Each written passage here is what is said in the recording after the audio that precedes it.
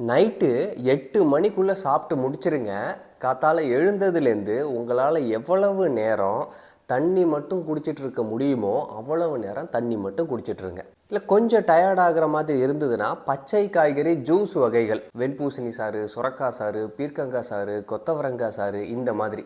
ரொம்ப டயர்ட் ஆகிற மாதிரி இருந்ததுன்னா கரும்பு சாறு, இளநீர் இப்படி குடிக்கலாம். சூடாக ஏதாவது டீ வெரைட்டிஸ் மாதிரி குடிக்கணும் போல இருந்தால் க்ரீன் டீ, லெமன் டீ, சுக்குமல்லி காஃபி, ஆவாரம் பூட்டி, செம்பருத்தி பூட்டி, இல்லை வீட்டிலே பட்டை கிராம்பு ஏலக்காரன்னா பொடி பண்ணி வறுத்து கொதிக்க விட்டு டீ மாதிரி போட்டு குடிக்கலாம் வித்தவுட் சுகர். 11 மணி ஆகலாம், 12 மணி ஆகலாம், 1 மணி ஆகலாம். நமக்கு நல்ல பசி வர்றதுக்கு எப்போ ஸ்ட்ராங்கான பசி வந்து நம்மளோட வயிறு இப்போ நீ சாப்பிடு, நீ சாப்பிட்றதெல்லாம் நான் சரியாக டைஜஸ்ட் பண்ணி கொடுக்குறேன்னு சொல்லுதோ அப்போ சாப்பிட ஆரம்பிங்க. இதை ஏன் நம்ம பண்ணணும்னு கேட்டிங்கன்னா, நம்மள பல பேர் சரியாக பசி எடுத்தே சாப்பிட்றது இல்லை, டைமுக்கு சாப்பிட்றோன்னு சொல்லிட்டு காலையில் எழுந்து பசி இருக்கோ இல்லையோ சாப்பிட்றோம். சாப்பிடணுங்கிற கட்டாயத்துக்கு தான் நம்ம இதை பண்ணுறோமே தவிர உடலுடைய தேவை இருக்கான்னு கேட்டிங்கன்னா நிறைய பேருக்கு இருக்கிறது இல்லை. இப்போ காலையில் எழுந்துக்கிறீங்க, எழுந்தோடனே நல்ல பசி வருதுன்னா தாராளமாக சாப்பிட்டுக்கோங்க. சில பேர் கடினமான உடல் உழைப்பு இருக்கும், ஜிம்முக்கு போவாங்க, ஸ்போர்ட்ஸ் மேனாக இருப்பாங்க, இவங்களுக்கெல்லாம் நல்ல பசி வந்துடும். ஏன்னா உடம்புக்கு தேவை இருக்குது.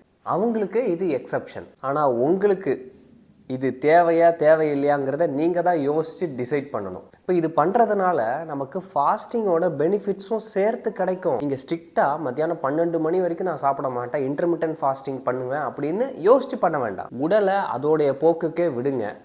11 மணிக்கு தான் பசி வருதுன்னா 11 மணிக்கு சாப்பிடுங்க. 1 மணிக்கு 2 மணிக்கு தான் பசி வருதுன்னா 2 மணிக்கு சாப்பிடுங்க. அது வரைக்கும் இந்த மாதிரி திரவ உணவுகள், தண்ணீர், அதுக்கப்புறம் பச்சை காய்கறி ஜூஸு, இல்லைனா இந்த கரும்புச்சாறு, இளநீர், இது மாதிரி பழச்சாறுகள், இந்த மாதிரி கூட நம்ம குடிச்சிட்டு இருக்கலாம். ஆனால் நல்லா ஞாபகம் வச்சுக்கோங்க, திரவ உணவுகள் குடிக்கும் போது தண்ணியாக இருக்கட்டும், பழச்சாறாக இருக்கட்டும், எதுவாக வேணா இருக்கட்டும், வாயில் வச்சு கொஞ்சம் கொஞ்சமாக சிப் பண்ணி பொறுமையாக குடிக்கணும். 1/2 லிட்டர் 1 லிட்டர்னு கடகடன்னு குடிக்கக்கூடாது. இந்த மாதிரி ஃபாஸ்டிங் போன்ற விஷயங்கள், இயற்கை உணவு சாப்பிட்ற விஷயங்களெல்லாம் நீங்கள் முறைப்படி பயிற்சி பண்ணணும்னா என்னோட டீடாக்ஸ் ப்ரோக்ராமில் சேர்ந்து பண்ணலாம். மார்ச் 5 ஸ்டார்ட் ஆகிற என்னோட 30 டேஸ் டீடாக்ஸ் ப்ரோக்ராம் உங்களுக்கு ரொம்ப உதவியாக இருக்கும். பேசிக்லேருந்து ஸ்டார்ட் பண்ணணும்னு நினைக்கிறவங்க மார்ச் 15 ஸ்டார்ட் ஆகிற பேசிக் டீடாக்ஸ் ப்ரோக்ராம் ட்ரை பண்ணலாம்.